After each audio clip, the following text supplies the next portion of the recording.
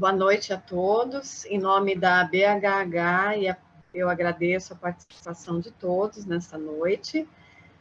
Agradeço também o apoio da Beckman Coulter Life Science nessa iniciativa. E hoje nós vamos ter aqui uma aula do Dr. André Marinato sobre diagnóstico oncohematológico integrado à jornada do cuidado. Eu sou Elizabeth Xisto Souto, eu sou médica hematologista, trabalho com oncohematologia no Hospital Brigadeiro de São Paulo e nos laboratórios de citometria de fluxo do Hospital Albert Einstein e do Hospital de Câncer de Barretos.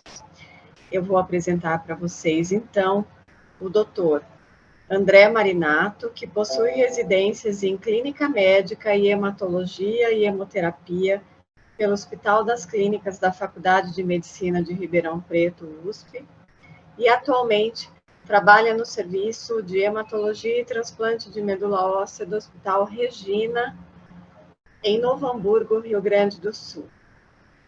Ele também é diretor médico da Flow Diagnósticos, laboratório especializado no diagnóstico das doenças hematológicas malignas. Boa noite, doutor André. É um prazer tê-lo aqui conosco essa noite. E depois da sua palestra, eu vou convidar a todos que estão assistindo para fazerem as suas perguntas. Então, nós teremos aqui um canal aberto, um chat, em que todos vocês poderão fazer perguntas. Isso vai ser muito importante para a gente ter uma interação e esclarecer todas as dúvidas da audiência. Boa noite, então, e agora eu apresento oficialmente o doutor André, pode começar a sua aula. Obrigada. Obrigado, boa noite. Obrigado, doutora Elizabeth, pela apresentação. E agradeço também a BHH pela organização do evento, a Beckman Coulter pelo apoio. E digo que será um prazer conversar com vocês sobre esse tema do qual eu gosto tanto, né, e ao qual eu venho me dedicando há bastante tempo. Meu único conflito de interesse para esse assunto é ser sócio do Laboratório Flow Diagnóstico, onde a gente faz exatamente este tipo de abordagem e este tipo, onde a gente trata exatamente desse assunto que será debatido aqui na aula, né? Nossa agenda de hoje, a intenção é que no decorrer desses 40 minutos, a gente converse um pouco sobre como é importante a agilidade em planejar os exames, os testes que serão realizados no laboratório de oncohemato, investigação reflexa, os protocolos integrando diagnóstico e clínica, a clínica guiando o laboratório, ou seja, demandando para o laboratório o que é necessário para cada paciente, o combate ao desperdício e alguns exemplos de investimentos inteligentes quando a gente diz em investir em diagnóstico, investir em testes de qualidade. E a gente tem que lembrar que tudo começa numa pré-fase, em que os exames eles estão ainda na mão do hematoclínico, né?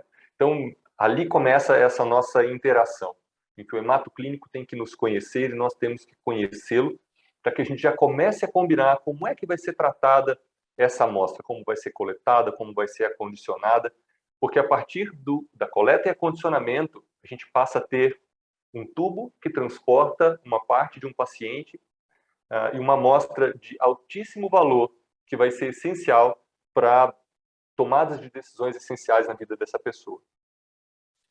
E o laboratório quer conhecer essa pessoa. Então, a etapa mais urgente é o planejamento. Para fazer o planejamento, nós precisamos entender que amostra nós temos, de que paciente, o que esse médico pretende com estes exames e como que a gente pode contribuir mais. Tudo começa, então, com uma avaliação clínica, né, do pedido médico, muitas vezes num contato do laboratório com o médico para entender melhor que demanda é essa. Uma análise morfológica que já vai ser o próximo passo, rápido e que ajuda muito na definição dessa estratégia, seguido da imunofenotipagem, na maioria das vezes necessária. Ali a gente já tem, em parte, um diagnóstico ou uma pista diagnóstica. Ali a gente já tem, muitas vezes, algum fator prognóstico, ali a gente já tem algum alvo para terapia, mas muitas vezes nós vamos precisar também de exames de citogenética e exames moleculares. E aí começam as perguntas que vamos fazer integrar a clínica com o laboratório. Quais são as informações relevantes para a decisão clínica? Eu gosto muito de ir falando sobre isso e dando exemplos, né? Então, aqui a gente vai usar, por exemplo, exemplos de leucemia mieloide aguda. Se eu estou com um paciente jovem, em tratamento num serviço que tem recursos disponíveis e quer estratificar bem risco para definir terapias-alvo, para definir transplante de medula óssea em primeira linha, e houver a possibilidade, informações relevantes aqui vão além da imunofenotipagem, de um cariótipo rápido. A gente quer saber o FLT3, a gente quer saber o ASXL1, a gente quer saber o NPM1, a gente quer saber o TP53. Mas muitas vezes, nesse mesmo lugar, nós estamos lidando com um paciente com LMA idoso, com baixa performance. Talvez não sejam necessárias tantas informações. Qual a metodologia aplicada para esse teste? Qual a melhor metodologia que atende a essa necessidade? Ainda nas leucemias mieloides agudas, eu posso fazer diagnóstico de uma leucemia pró-mielocítica aguda usando o FISH. Mas será que é o melhor teste, tendo em vista que em seguida nós vamos precisar de análise molecular para fazer a avaliação de doença residual? Então não é melhor eu já usar o PCR para fazer esse PML raro? Então é a escolha da metodologia. E o prazo de entrega é aderente. Se é uma leucemia pró-mielocítica, eu preciso entregar esse PML raro rápido. Se é um FLT3 num paciente que tem a ideia de usar uma terapia-alvo, eu preciso entregar isso em até 7 dias. Mas se eu simplesmente preciso de um FLT3 para estratificação prognóstica, porque a instituição não tem acesso a uma terapia-alvo, então, se eu entregar isso em 2 semanas, desde que esteja bem combinado, o prazo está aderente. A urgência pode ser do paciente, pode ser da amostra e pode ser do médico, né? Do paciente, se for uma doença grave que precisa de tratamento rápido. Da amostra, se ela é uma amostra já antiga, se é uma amostra limitada, difícil de coletar, e eu preciso definir rápido na imunofenotipagem de que doença se trata, porque eu preciso ainda daquela própria amostra para separar e mandar para outros exames, ou pode ser do médico, que está na expectativa de um diagnóstico de uma leucemia aguda, e mesmo que não, ou seja uma síndrome mielosplásica, seja uma linfoproliferativa crônica, nós precisamos informá-lo com urgência para que ele, então, reprograme os seus planos. Então, se as expectativas estão alinhadas, o prazo está adequado. Agilidade, nesse caso, é uma das principais ferramentas de economia para o sistema, por alguns desses exemplos que eu já acabei de dar. Quando a gente é rápido, a gente informa rápido, o paciente pode começar logo um tratamento, eu posso cancelar algum exame desnecessário, eu posso demandar um outro exame que o médico ainda não sabia que seria necessário, mas a partir das nossas análises a gente entende que é importante. E aí a gente entra, então, no conceito de investigação reflexa. Essas decisões clínicas rápidas, então, além de propiciar um início precoce do tratamento, o que, em última análise, também minimiza complicações da evolução natural da doença, ela evita retrabalho, ela evita mudanças de planos no meio do caminho, né? Quem nunca viu um caso que parecia uma leucemia linfoblástica, o médico começou um corticoide, depois descobrimos que era uma mieloide, né? E vice-versa, né? Então, mudanças de protocolo são evitadas, as autorizações já são pedidas de maneira mais direcionada, além de todas as economias de tempo, de internação, de medicamentos, de exames. E a investigação reflexa, ela evita recoletas, porque a ideia é de que com uma única coleta a gente tenha amostras para fazer os exames que forem necessários e somente aqueles que são necessários e essenciais. Gastos, então, apenas com exames relevantes. Os resultados, portanto, vão sair mais rápido. Eu não preciso, primeiro, dizer que é uma leucemia linfoblástica B, para então pedir ao médico que colete uma outra amostra para que a gente faça o BCR-ABL. Além disso, tem uma integração de resultados numa mesma ordem de serviço que agiliza o processo dentro do laboratório, facilita uma análise integrada, facilita a entrega de todos os exames para o médico de forma mais objetiva. Então, com uma coleta, eu tenho que ter múltiplas amostras. O acondicionamento tem que ser otimizado para cada técnica, né? Então, se eu quero uma imunofenotipagem em temperatura ambiente, não a temperatura ambiente do verão de Novo Hamburgo, do inverno de Novo Hamburgo, né? Eu quero uma temperatura ambiente de laboratório, ali em torno de uns 20 graus, mas os exames que vão para a biologia molecular, eu os quero refrigerados. Então, há de se pensar um pouco e planejar como fazer o transporte dessas amostras. E as decisões têm que ser em cadeia. Deve haver um fluxograma, claro, né, no laboratório, algo escrito para que as pessoas sigam, mas também tem que ter muita inteligência e muito treinamento embarcado nisso, né? Nós precisamos ter muito mais do que pessoas que saibam pipetar bem, mas sim pessoas que saibam tomar decisão. E também é necessário algo que eu acabo chamando, entre aspas, e um pouco de licença poética aqui, de biobanco, mas que, na verdade, é uma forma de armazenar amostras para testes subsequentes, se forem necessários, né? Reservar células, reservar amostras inteiras, reservar material genético, para que a tomada de decisão possa ser feita, cada um em seu tempo.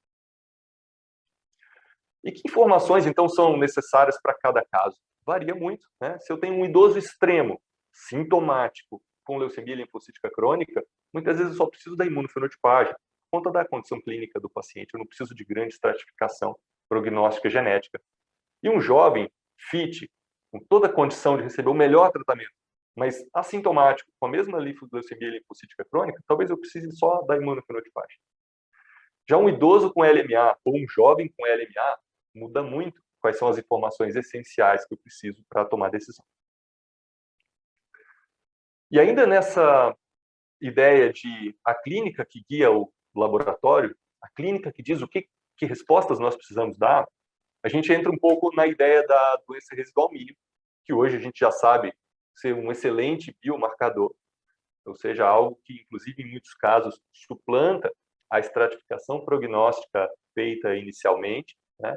Porque a partir da resposta que nós temos a um tratamento, a gente entende se aquele paciente está no rumo de ser curado ou ele está no rumo de ter uma sobrevida livre de progressão longa para as doenças que tratamos com intenção de controle e não de cura.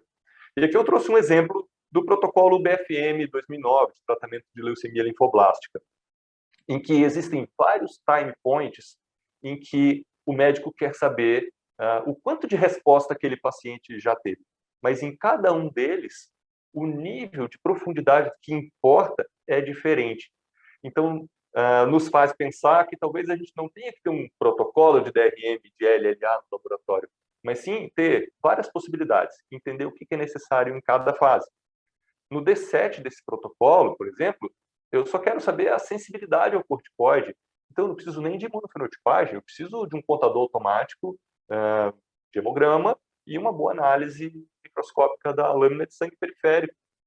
Já no D15, eu preciso da imunofenotipagem, mas eu não preciso de uma imunofenotipagem de altíssima sensibilidade. Afinal, o que vai estratificar prognóstico ali no D15 é se tem mais ou menos de 0,1% de células doentes. Já no D33, me interessa ter um pouco mais de profundidade nessa resposta. Então, se eu tiver uma análise de pelo menos 10 a menos 3, 10 a menos 4, idealmente, melhor ainda.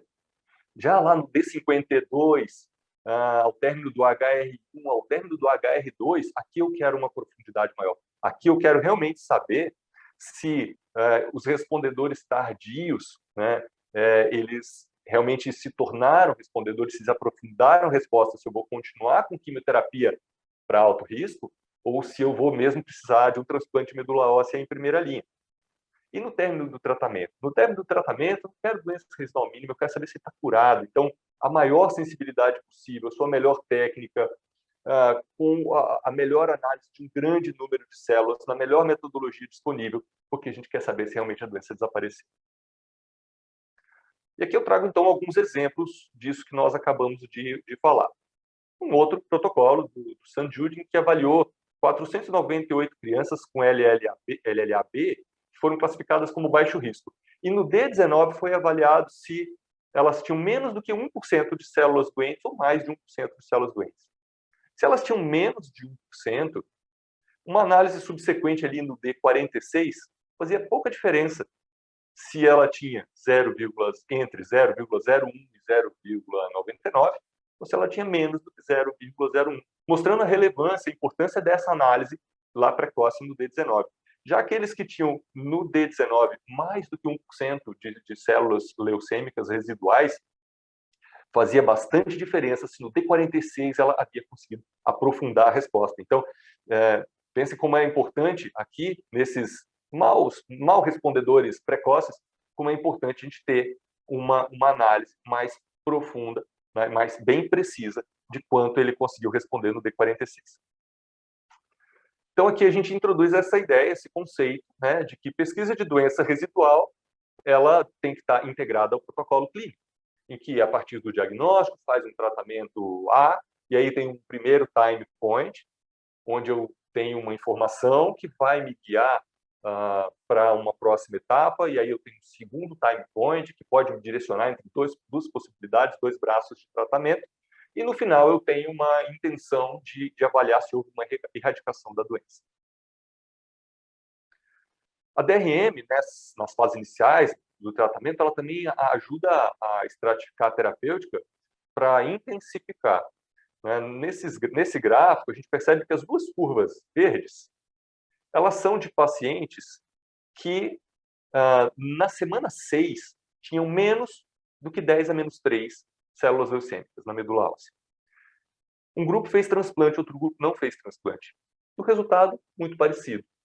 Já entre aqueles que tinham doença residual maior ou igual a 10 a menos 3, nesse momento, na 6ª semana, os que fizeram transplante foram muito melhor.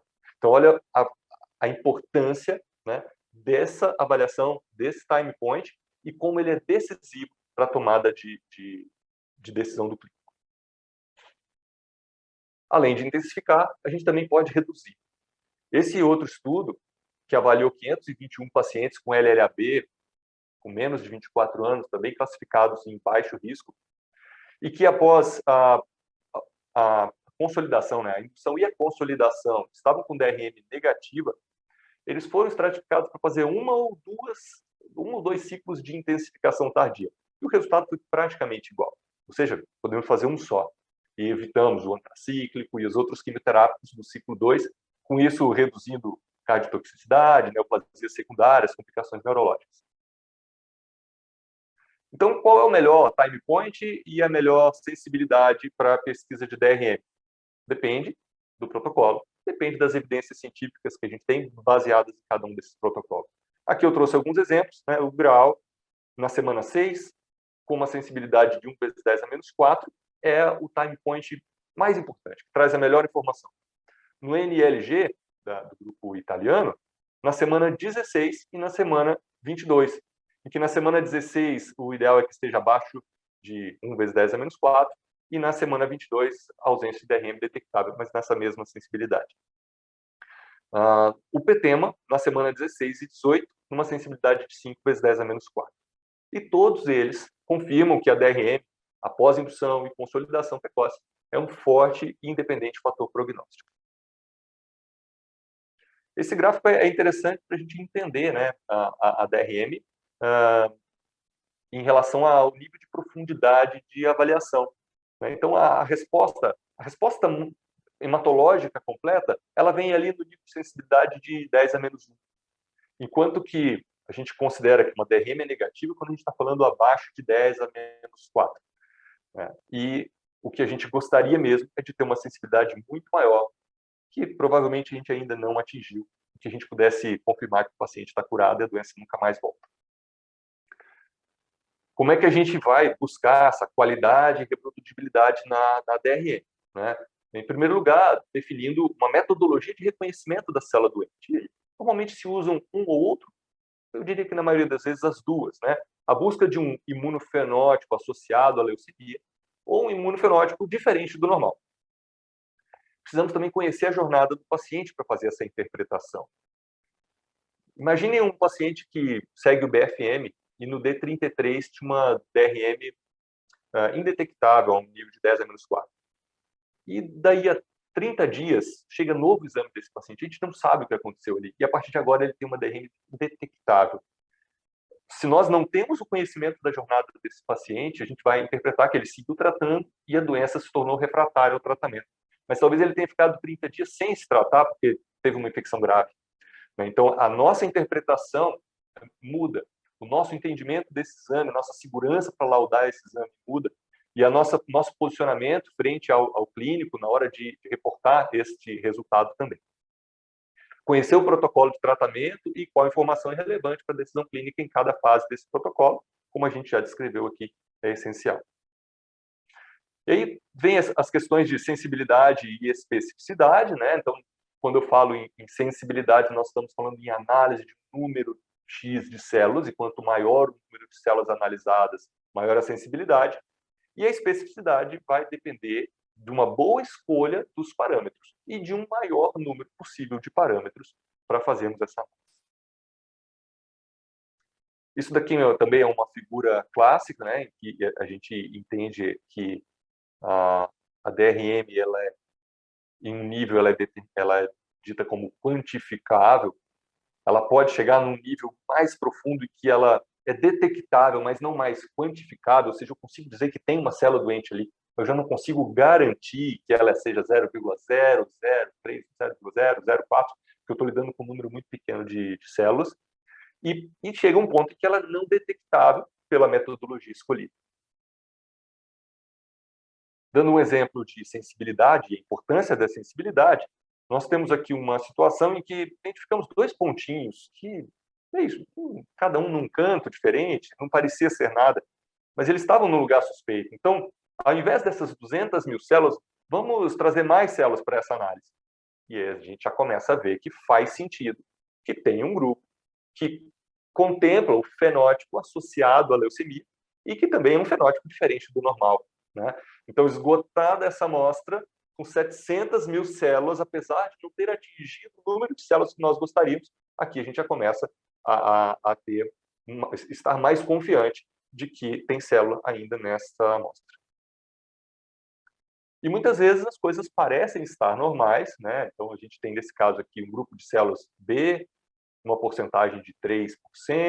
Essas células B têm um grupo que é 34 positivo, um grupo que é 34 negativo. O 34 positivo tem um 45 mais fraco. Está quase me convencendo de que está tudo certo aqui. Mas quando a gente aumenta o número de parâmetros, a gente começa a olhar essa célula por outros ângulos, por outras perspectivas, a gente consegue achar alguma normalidade. Então, neste caso aqui, o CD38, com a expressão reduzida, né, justamente nessas células que tinham CD10 mais forte, né, se mostrou a alteração que nos fez entender que dentro daquelas células CD34 negativas, que tinham um 45 intermediário, um CD19 intermediário, nós tínhamos ainda células leucêmicas no meio, disfarçadas, né, entre as células B precursoras normais. E não adianta nada a gente fazer toda essa análise se na hora de informar para o clínico, e nós estamos falando desde o início a necessidade de nos integrarmos ao serviço clínico, nós temos que também integrar a linguagem, saber falar uma linguagem que todos entendam, né? Então, o laudo tem que conter de forma clara e sintética as informações técnicas, quais foram as células de interesse analisadas, se essa pesquisa de doença residual mínima foi positiva e qual quantidade, porcentagem, ou se ela foi negativa, ou se por algum motivo ela foi inconclusiva, e qual a sensibilidade de detecção desse teste, principalmente quando ela é negativa. Porque se eu identifiquei, ok, eu consegui identificar dentro da sensibilidade programada, mas se eu não identifiquei, aí é mais importante ainda que o clínico entenda, não identificou porque procurou em 200.000 células, porque procurou em 2 milhões de células, porque procurou em 10 milhões de células.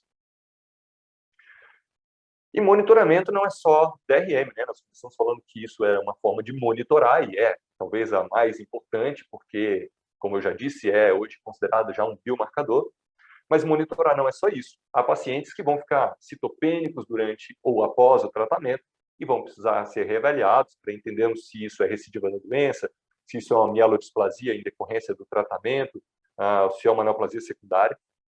Nós podemos fazer quimerismo pós-transplante, é uma forma de acompanhamento, e da mesma forma precisa entender a jornada do paciente, em que fase que ele está, quem era o doador e tudo isso.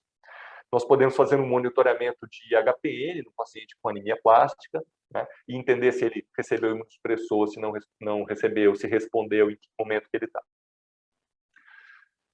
E eu trago, então, agora alguns exemplos, né, que eu considero investimentos inteligentes. Um dos grandes desafios para fazer testes reflexos, para estratificar bem os pacientes, para fazer análises mais avançadas, principalmente do ponto de vista genético, é que isso tem um custo alto, né? Mas alguns investimentos valem muito a pena. Então, eu trago aqui um primeiro exemplo, que é de um paciente com leucemia mieloide aguda, cariótipo normal, mas FLT3 com uma carga alélica alta. Imagine que num cenário mais restritivo, fosse feito para esse paciente apenas mielograma, imunofenotipagem cariótica. Já é bastante bom. E foi feito o diagnóstico de uma leucemia mieloide aguda, ele foi tratado com quimioterapia padrão, 7+3, citarabina e antraciclina. O mielograma após a indução mostrava que ele estava em remissão. Fez-se uma imunofenotipagem que não detectou células leucêmicas, então ele fez 4 consolidações. Após isso, houve uma recidiva, ele retratou com 2 quimioterapias de resgate e da FLAG e foi para o transplante halogênico, e vamos supor que foi muito bem sucedido esse transplante, o paciente ficou curado. Mas nós podíamos ter gasto um pouquinho mais e sido um pouquinho mais eficientes lá no começo, se nós tivéssemos feito, além destes 3 exames, um FLT3, já tivéssemos tipado uma galhada desses pacientes em potenciais doadores, um FLT3 positivo, uma carga alélica alta, ele já poderia ter combinado um midostaurin nessa quimioterapia inicial, e com mielograma em remissão, e sabendo que trata-se, então, de um paciente de mau prognóstico, tem uma menor chance de ficar curado só com a quimioterapia, ele já poderia ir para o transplante halogênico em primeira linha após a indução, ou no máximo após mais uma consolidação, até que se organizassem os trâmites para o transplante. Então, nós estamos falando de combinar uma droga que melhora o resultado. Este gráfico não contempla aqui os pacientes indo a transplante, mas a gente consegue ver por ele que a gente consegue aprofundar essa resposta, então aumenta a chance de eu trazer uma medula em remissão após a indução, e com 6 ciclos de quimioterapia a menos, eu estaria já partindo para um tratamento definitivo desse paciente. Um outro exemplo é a leucemia linfoblástica Filadélfia positivo em idoso. Se nós fazemos mielograma imunofenotipagem cariótico, e apesar do paciente idoso ele tem uma performance suficiente para ser submetido a uma quimioterapia, e esse cariótipo tem um prazo de entrega longo, eu passo um período longo só sabendo que ele tem uma leucemia linfoblástica B. Eu preciso tomar uma atitude, preciso tratar, se o paciente está anêmico, está progredindo o número de blastos, está plaquetopênico, precisa se tomar uma atitude. Então ele faz uma quimioterapia. Quando sai o cariótipo, que mostra que tem uma translocação 922, ele já fez a quimioterapia, já está aplasiado, muitas vezes já está tendo febre, já está tomando antibiótico, né, e se prolonga essa internação, até que então eu inicio o TKI e posso tomar uma decisão de mudar o rumo, diminuir essa quimioterapia para uma quimioterapia menos tóxica, investindo um pouco mais no inibidor de tirosina quinase, que é um tratamento mais adequado, mais adaptado para esta situação específica.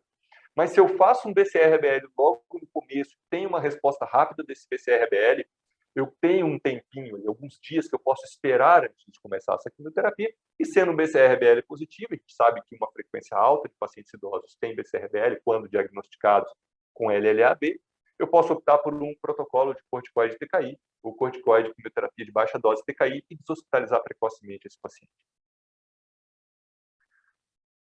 E então nós podemos, em seguida, dar o próximo passo e propor um monitoramento desse paciente, porque há boas evidências de que aqueles pacientes que respondem rápido, né, ou seja, aqui a gente está vendo que no D22, no gráfico da esquerda, o gráfico A, pacientes que têm no D22 uma reavaliação do nível do BCR-ABL, e esse nível está abaixo de 10 a menos 3, eles vão nessa curva de cima. E aqui nós estamos vendo já mais de 25 meses de acompanhamento e 80% deles livres de doença. Enquanto que aqueles que não têm ainda uma redução rápida no D22, mas têm que atingem esta resposta no D85, ainda assim eles conseguem uma curva de sobrevida melhor, que a gente está vendo aqui no gráfico B. E se ele não atingir esse nível de resposta, a gente ainda tem a opção de intensificar esse tratamento com quimioterapia. E a LMA de bom prognóstico? Nós falamos de uma de mau prognóstico, de uma LLAB. Percebam que nós estamos trazendo aqui algumas coisas bastante corriqueiras no laboratório, bastante corriqueiras nos serviços clínicos. De novo, voltamos lá para o básico. Mielograma, imunofenotipagem cariótico. Então, foi feito o diagnóstico de uma leucemia mieloide aguda com maturação, só que eu não... Em seguida, alguns dias depois, eu tenho um cariótipo com translocação 821. Opa, boa notícia, né? É uma alteração no core binding factor que está relacionada com um bom prognóstico. Mas eu só posso ter certeza se é um bom prognóstico se eu tiver algumas outras informações adicionais. Então, eu precisaria ter material reservado para fazer uma pesquisa de mutação do c-KIT. Translocação 821 é bom prognóstico desde que não tenha um c-KIT mutado. desde que tenha um FLT3 negativo. E eu confirmando tudo isso, eu sei que é um prognóstico favorável, que eu vou tratar com quimioterapia, e que se ele atingir uma boa resposta após a indução, eu posso seguir com as consolidações com uma boa chance de curar sem o transplante. Só que para isso eu preciso ter a organização de guardar essa amostra de modo que eu possa fazer. Porque se eu fizer pesquisa de mutação do c-kit para todo mundo, eu vou estar desperdiçando recurso numa boa parte das situações.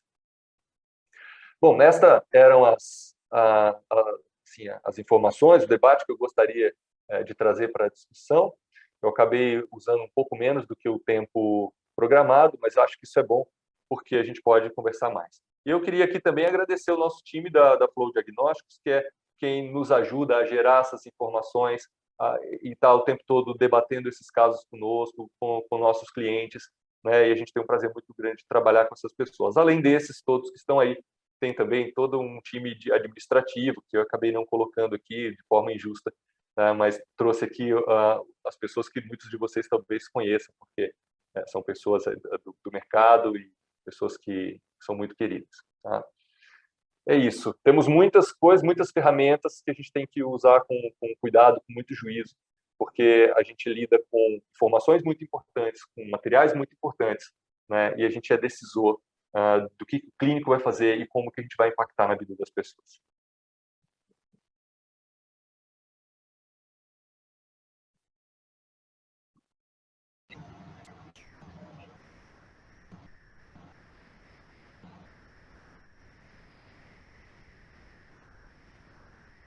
Imagino que haja algumas perguntas e vai ser ótimo poder debatê-las aqui junto com a Elizabeth Xisto, que é uma pessoa que tem vasta experiência e, com certeza, tem muito a acrescentar aqui nessa discussão.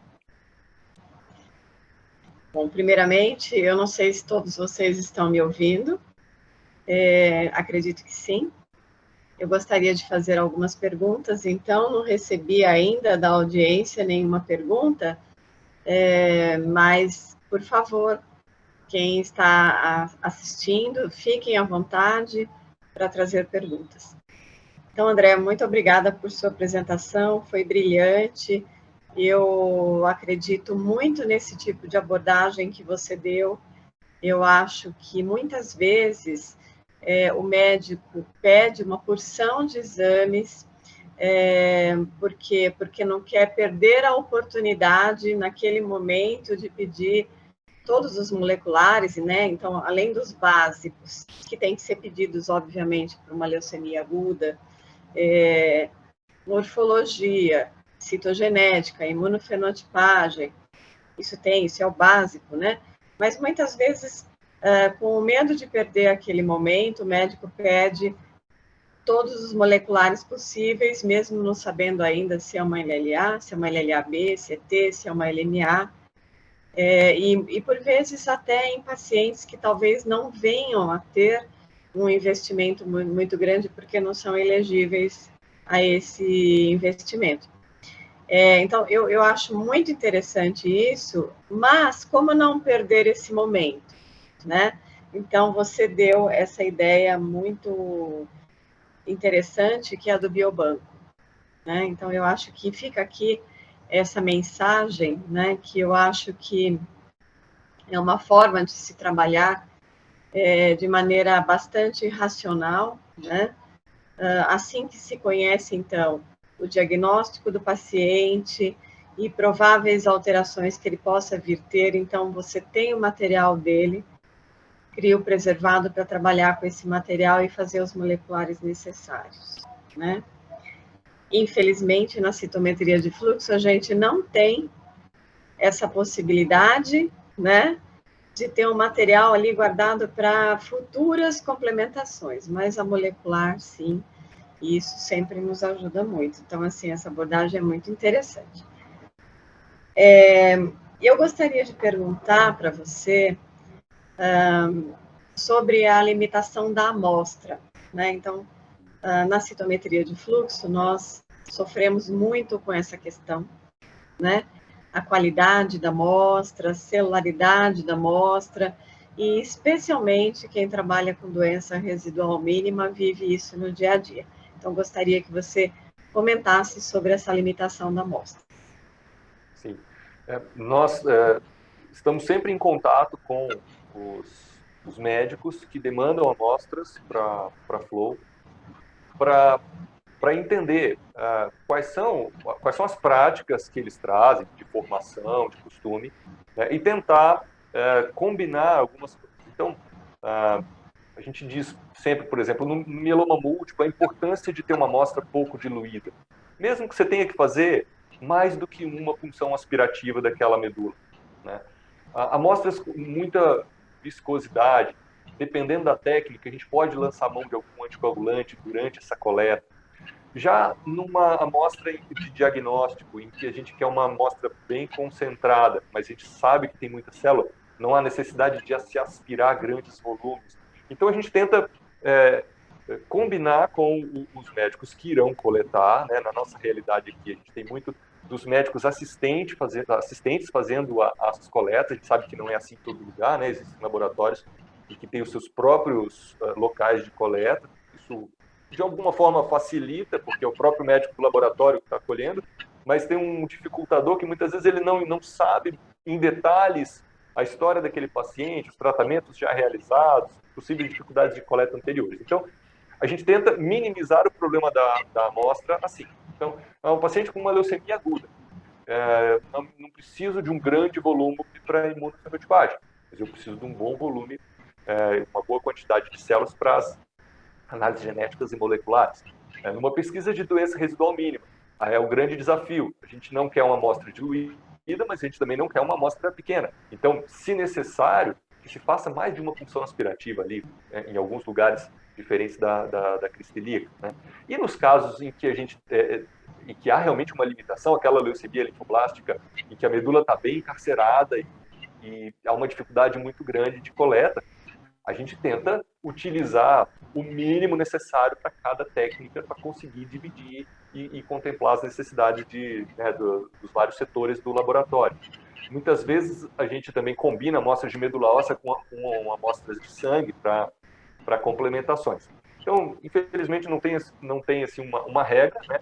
Mas nessa avaliação de caso a caso, a gente tenta ser parceiro do médico no sentido de que ele nos demande a amostra que a gente vai precisar para dar a informação de volta para ele. Muito bom, André. Eu recebi aqui algumas parabéns pela sua aula, uma aula ótima, de uma exposição prática.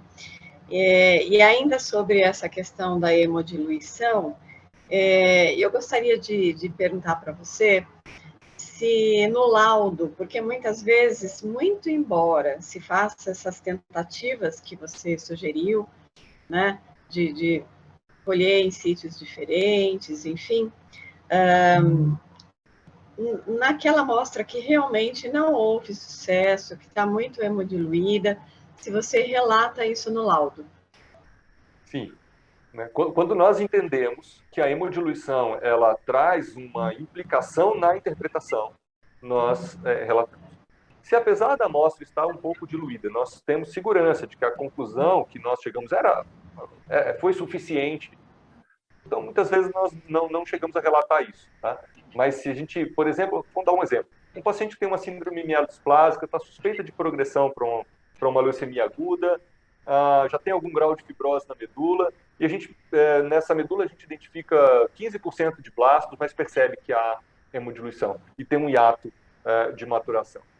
A gente não só vai relatar, como a gente vai ligar para o médico, conversar, saber como foi essa coleta, explicar, vamos ver o histopatológico da medula. Se você não pediu a imunohistoquímica, peça lá também, porque é provável que haja uma porcentagem de blasto maior do que essa que eu estou te dizendo, em função da hemodiluição. Né? Então, a gente também usa desse artifício de tentar integrar com as outras técnicas, com a análise citomorfológica e histopatológica, para tentar minimizar o problema da hemodiluição nesses casos. Coisa que não consegue fazer numa pesquisa de DRM, né? onde a gente não pode lançar mão dessas outras técnicas que têm menor sensibilidade. Perfeito, Infelizmente, na DRM é com a gente mesmo, né, André? Não tem jeito, é o material que a gente recebe mesmo, né? Uma coisa que eu acho bem interessante, que nos artigos a gente lê bastante, e acho que para a audiência isso é muito importante, que a amostra para a imunofenotipagem, eu sei que os outros especialistas ficam tristes com isso, mas ela sempre tem que ser a primeira, né? Então, depois que fez a gota para o esfregaço, aquela pequena gota para o esfregaço, né? Não é aquela gotona que também já hemodilui tudo. Fez a pequena gota, fez o esfregaço. O próximo material é o da imunofenotipagem. Também não se deve aspirar tudo de uma vez e colocar aqueles 2 ml dentro do tubo. É aspirar 2 ml, põe no primeiro tubo. É muito importante a homogeneização adequada, né? E depois se colhe as outras amostras, né, André? Então, estou colocando isso porque realmente, até a gente que quando a gente colhe, a gente tem que pensar nesse passo a passo da coleta para ter um material legal, né? E muitas vezes Bom, isso aumenta até a complexidade da coleta, né? Para fazer isso com mais agilidade, para a amostra não coagular, muitas vezes você precisa de um auxílio, né? Nem sempre é possível, mas o ideal é isso mesmo, exatamente como você falou. Perfeito. Muito obrigado pela complementação. Não, e é verdade, assim, como hoje em dia a gente colhe muito mais exames diferentes, com características diferentes de coleta, né? É importante, antes a gente colhia tudo sozinho, enfim, hoje vai ficando cada vez mais difícil isso, porque você tem que homogeneizar adequadamente, né? Então, se tiver uma pessoa para auxiliar, é legal. Aí a gente tem aqui mais perguntas para você. Tem uma questão que eu não tenho o nome das pessoas que estão perguntando, infelizmente, mas depois, se a Luciana puder me mandar, aí eu falo de quem que é a pergunta. É uma questão sobre a LMA de idoso, que está se modificando o tratamento, como, por exemplo, venetoclax e decitabina. Quando devemos avaliar a DRM? Na DRM, nós deveremos analisar medula óssea ou sangue periférico? Boa pergunta. Porque nós estamos bastante acostumados com essa rotina do paciente que é elegível a uma terapia intensiva e que é elegível a um possível transplante de medula óssea, em que a gente persegue uma medula em remissão com a resposta mais profunda possível, porque a gente sabe que isso melhora os resultados, né? A chance dele ficar curado com o transplante. Quando a gente parte para um tratamento que normalmente é aplicável aos pacientes não elegíveis a essa terapia intensiva, então passa-se a falar pouco de pesquisa de doença residual, porque o paciente vai fazer a terapia e, se houver resposta, ele vai seguir com aquela terapia enquanto ela estiver funcionando. Mas muitas vezes nós começamos o tratamento de um paciente que não muitas vezes ele está limítrofe, só que ele está com uma performance ruim, e aí ele pode começar uma azacitidina com venetoclax, responder muito bem, ganhar performance e se tornar elegível ao transplante de medula óssea. Nesse cenário, passa a fazer sentido, sim, nós perseguirmos uma resposta profunda e, se ele a obtiver, né, indicar o transplante para aqueles casos selecionados que possam ter esse fluxo de tratamento. E para a leucemia aguda, a gente ainda prefere a medula óssea, onde a gente consegue ter uma sensibilidade maior para a pesquisa de doença residual. Especialmente a LMA, né, André? Totalmente. Né? Tem uma pergunta agora, então essa está identificada, que é da doutora Nídia Bacal. Ela te dá também parabéns pela aula, e ela gostaria de saber a respeito... É isso mesmo, é da Nídia mesmo. Ela quer saber sobre o cálculo dos limites de detecção. Então, ela gostaria de saber se no seu laboratório vocês usam os valores de 20 e 50 eventos, né? Para o cálculo de limite de detecção e limite de quantificação, ou se vocês fazem testes usando amostras diluídas. Nós utilizamos estes parâmetros de 20 para limite de detecção e 50 células como limite de quantificação, mas o que eu sempre converso muito com a equipe é que a gente não deve se fixar exatamente em números, porque muitas vezes nós podemos ter ali 42 eventos, né? Os clínicos odeiam quando a gente fala eventos, né? São células. A gente pode ter 42 eventos, mas que estão muito claramente definidos como com fenótipo leucêmico semelhante ao do diagnóstico, numa amostra que muitas vezes não nos permitiu adquirir mais, porque a gente esgotou aquela amostra numa lise em massa, e eu tenho 42 eventos que claramente são o que eu estou buscando. Então, de alguma forma, a gente faz o médico entender que, apesar de, né, estar abaixo do nosso limiar de quantificação, né, olha, fica atento neste caso. É relevante essa informação? Ele ainda vai tratar? Ele está indo para transplante? Você estaria considerando o término do tratamento? Neste caso, vamos coletar uma outra amostra? Então, a gente usa esses parâmetros numéricos, mas a gente também combina isso com aquilo tudo que a gente falou ali. O entendimento da jornada do paciente, em que momento da quimioterapia ele está, se ele tinha uma DRM negativa e agora apareceram essas células, ou se ele tinha uma DRM positiva e esse número de células está diminuindo. Então, mas sim, usamos estes parâmetros e combinamos com este bom senso e o entendimento do exame do paciente, do momento do paciente. A gente tem também uma outra pergunta relacionada a esse assunto, em que eu também não sei de quem que é essa pergunta, também te dá parabéns pela aula, e aí ela pergunta, então, nas DRMs positivas, onde as populações, eu entendi assim a pergunta, depois se não for, por favor, refaça a pergunta que eu repasso aqui. No estudo de DRM, principalmente nas populações muito pequenas, você orienta a confirmar o achado? Você conversa com o clínico, ou você até tem uma observação no laudo, que é uma coisa possível? Esse adendo já é meu, tá? Sim, claro. A pessoa só pergunta se você orienta a confirmar o achado. Sim. Isso também vai depender de caso a caso, né? Vamos dar um exemplo ali que a gente falou do BFM. O paciente veio no D15 e teve uma excelente resposta. No D33, a gente encontra 30 células em 2 milhões, vamos colocar. Bom, eu estou vendo que tem uma DRM ali, mas ainda faz sentido que se identifique uma DRM naquele momento, né? Ele tinha ainda uma DRM positiva no D15, ele aprofundou a resposta, a gente aumentou a sensibilidade do teste, a gente ainda está identificando. Nós normalmente não vamos pedir que ele colete uma nova medula para confirmar aquele achado. Segue a quimioterapia e vai ter um outro time point ali na frente onde nós vamos confirmar. Mas se é um término de consolidação, em que ele vai definir se ele vai intensificar tratamento, se ele foi um respondedor tardio, se ele vai para transplante de medula óssea ou não, e nós temos uma DRM limítrofe em termos de identificação dentro de uma sensibilidade determinada, aí sim, aí nós vamos pedir para confirmar, para não dê nenhum outro passo, antes de tentar uma outra amostra, uma quantidade maior de células, para que a gente consiga juntar mais eventos e te dar uma informação mais segura. Perfeito, André. Essa pergunta foi do Marçal, tá? E daí, assim, eu até complemento que você deu o exemplo da consolidação, a decisão de mudança de tratamento, né? E às vezes acontece, por exemplo, num paciente que está muito avançado no tratamento. Então, aquele paciente de LLA que está lá na manutenção, que tinha todas as análises de DRM negativas e, porventura, você viu uma população muito pequena, quase que difícil de detectar. Então, nesses casos, vai ser muito importante a repetição para confirmação disso, né? Com certeza. Então, obrigada, Marçal, aí pela pergunta, né? E agora a gente tem uma pergunta da Ana Cristina Fenili. Ela pergunta aqui novamente sobre a coleta, né? Que eu acho que hoje em dia cada vez está mais difícil essa coleta para a gente, né?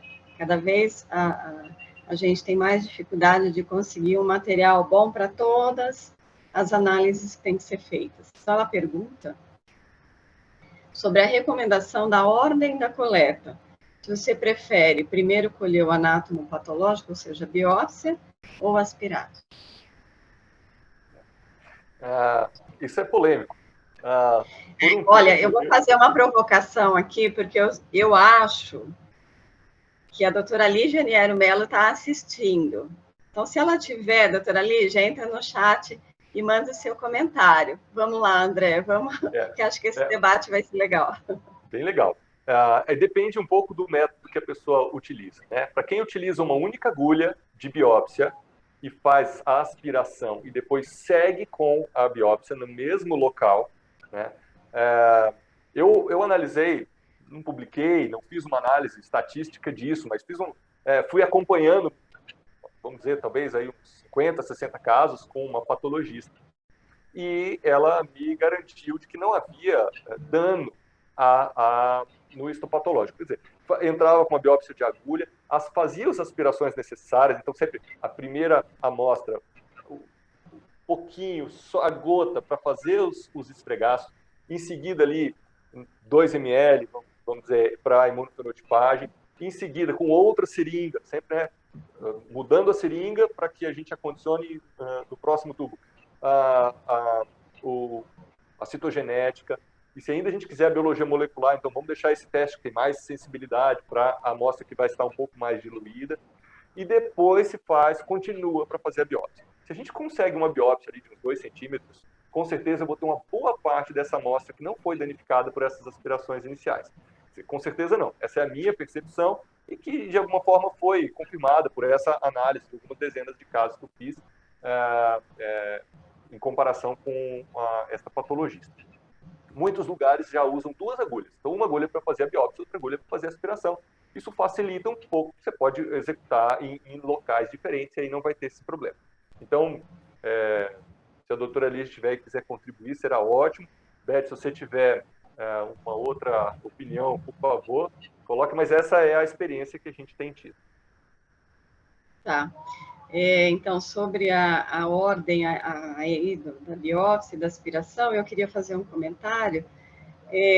Na nossa prática, a gente usa primeiro a agulha de aspiração comum, a pequena, e depois que a gente já colheu todo esse material aí, que é o da aspiração, é que a gente troca a agulha, usa Jamshid e faz a biópsia, tá? Também no nosso serviço não há relato de que essa aspiração prévia tenha prejudicado a biópsia. A doutora Lígia entrou, sim, deu parabéns para você, para mim, disse que as questões são muito práticas, de realidade cotidiana para a nossa rotina. Grande abraço a ambos. Mas ela ainda não comentou aqui sobre a ordem. Mas no nosso serviço também a gente tem essa experiência de que a aspiração não tem prejudicado a biópsia. Só que a gente não usa a mesma agulha para aspiração e para biópsia. Tá? E já há alguns serviços que recomendam, desculpa, só uma interrupção, alguns serviços que recomendam que, no caso de se utilizar 2 agulhas, que pensando de uma outra perspectiva, que se faça primeiro a biópsia. Porque na hora de entrar com a agulha de aspiração, se porventura você vai no mesmo local, você percebe, opa, aqui eu já fiz a biópsia, tem um buraquinho aqui, então eu vou num outro local. Né? Mas eu acho que o mais importante é estar no lugar certo, né, colher uma quantidade boa, não diluir a amostra, não misturar as amostras do mielograma, da imunofenotipagem, do cariótipo, depois sair distribuindo. Eu acho que isso aí é o que sempre vai ajudar a dar certo, e a ordem é até legal que se mais pessoas puderem contribuir aí com essas nossas. E a doutora Lígia respondeu agora. A doutora Lígia colocou aqui, tudo bem com a coleta, a gente faz em sítios próximos, mas distintos. Agora, com agulhas diferentes, uma para aspiração e outra para biópsia. Eu concordo também, né, nessas 2 observações, e eu acho que a agulha de biópsia, quando você faz a aspiração com ela, como você tem esse espaço morto muito maior, você pode aspirar mais, diluir mais a amostra. Então, eu concordo aqui com essa observação de usar 2 agulhas distintas, uma para aspiração normal, agulha de mielo, e a outra para a biópsia. Concordo. A aspiração de diluição é maior. Isso acaba acontecendo em muitos lugares por causa do custo, né? De economia mesmo, para que se use uma agulha apenas. Tá. Ainda complementando aqui, aquelas perguntas sobre análise de sangue periférico ou medula foi da doutora Nídia, e das amostras diluídas da Priscila Santos. Eu tenho também uma pergunta para você sobre a questão... nós sabemos que a doença residual mínima em LMA é uma questão bastante complicada, né?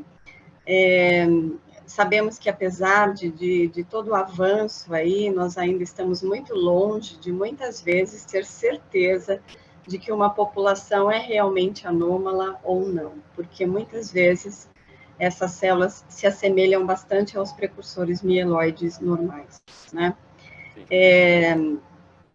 Então, alguns artigos têm até sugerido, quando possível, fazer a análise de doença residual mínima por citometria de fluxo, e se esse paciente tiver alguma alteração molecular possível, também por biologia molecular. O que você acha disso? Você teria alguma coisa a comentar sobre esse aspecto? Sobre a dificuldade de se garantir, muitas vezes, que um precursor mieloide é normal ou não, isso eu acho que é unanimidade, né? Todos estão buscando mais especificidade na DRM por LMA, e aí, nesses casos, é importante que a gente consiga se comunicar bem com o clínico em relação a este resultado. Muitas vezes nós damos uma pesquisa de doença residual mínima inconclusiva, mas ligando para o médico explicando, olha, eu consegui aqui, após a indução, infecção, eu consigo ver aqui que eu tenho a maior parte da medula está normal, que eu tenho maturação, mas tem 0,1% de precursores mieloides que eu não consigo te garantir que não sejam leucêmicos. Mas essa informação para ele já é ouro, é tudo que ele quer. Se mesmo que seja 0,1 pós-indução, está excelente. Então a gente tira aquela decepção de um laudo inconclusivo para uma informação que é extremamente relevante do ponto de vista clínico. Agora, se esse 0,1 for depois da quarta consolidação e ele está pensando em parar o tratamento, realmente vai ficar a dúvida, e a gente sugere que espere um pouco, repita o exame, etc. Quando há um alvo molecular, não há dúvida, né, que vale muito a pena combinar as duas análises.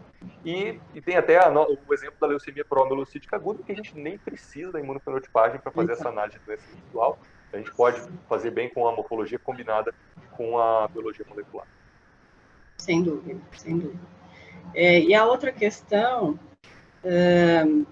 que eu faço para você também, ainda sobre a DRM na LMA, é quando a gente encontra aquelas populações que são menores que 0,1, né? Então, aqui na audiência, nós sabemos que o corte é 0,1% para a LMA, para se considerar a doença residual mínima positiva, mas, na prática, muitas vezes, nós, às vezes, encontramos menor que 0,1%. Então, nesses casos, como proceder? Você relata e sugere uma repetição a posteriori? Exato. O que você sugere?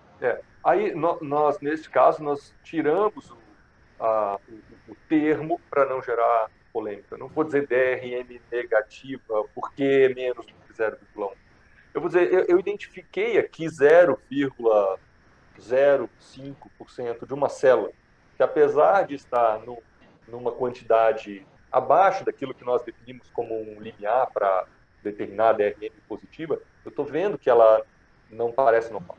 Ela tem uma expressão de CD45 anômala, parecida com aquela que a gente tinha o diagnóstico, ela tem uma expressão de CD7, né? Ela tem uma hiperexpressão de CD34, ela tem um 38 reduzido, características que a gente vai juntando, né? E que começam a me dar segurança de que eu estou diante de uma célula que não é normal. E nós vamos explicar para o médico. Então, vamos repetir esse exame, em que momento que esse paciente está, você vai seguir tratando, podemos esperar aí uma semana para ver se esse clone, 2 semanas para ver se esse clone está em evolução. Tenta me mandar uma amostra menos diluída da próxima vez, porque talvez esse 0,05 seja 0,5, né? Então, a gente faz exatamente isso. Ótimo. E é realmente o que a literatura tem recomendado mesmo, né? Que a gente até relate e peça para repetir a posteriori, né? Tem uma pergunta da doutora Nídia Bacal aqui. Eu acredito que seja em LLAB. Então, eu vou fazer a pergunta e aí acho que ao longo da minha pergunta aqui, acho que vai ficar mais claro. O grupo francês preconiza utilizar a citometria de fluxo em sangue periférico primeiro e, caso negativo, ir para a medula óssea, que poupa o paciente. Aqui eu não entendi muito bem, mas eu vou falar e talvez você entenda. Tem um momento exato, a sensibilidade diminui de 1 log entre medula óssea e periférico. Acho que tem time points exatos, acredito eu. E, além disso, você retira todas as células B imaturas. O que você acha disso? Eu acho que faz sentido, e eles demonstram que faz sentido, né? Mas a aplicabilidade depende da realidade em que nós estamos lidando com isso. Se é um serviço que precisa transportar esta amostra, né? Que tem uma limitação de recursos, que seja por um convênio que não vai autorizar 2 imunofenotipagens em sequência, ou um serviço do SUS que se esforça para ter o recurso para pagar por uma imunofenotipagem, eu acho que a gente parte direto para a medula óssea, ou eventualmente até manda os dois materiais, porque uma coleta adicional de sangue, né, gera pouco dano e custo. Mas se nós estamos falando de um hospital que tem recursos, que tem a sua própria citometria de fluxo, e nós podemos lançar mão de uma imunofenotipagem, talvez até um painel mais reduzido para identificar a célula leucêmica no sangue, caso não se identifique a parta para a medula, é uma abordagem bastante inteligente, e eles já demonstraram que ela faz sentido e realmente ela evita que se faça o aspirado de medula óssea em alguns casos. Ótimo. Bom, nós estamos chegando aqui perto do nosso horário de finalização. Nós não temos nenhuma outra pergunta no momento.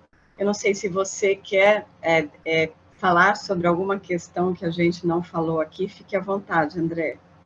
Não, eu estou bastante satisfeito, né, com as perguntas, com o tempo que a gente teve para esse debate, né, perceber quantas pessoas que a gente admira e que a gente está o tempo todo, né, compartilhando ideias, tirando dúvidas e que estavam aqui conosco hoje, além de, com certeza, uma grande plateia muito selecionada que não se manifestou aí.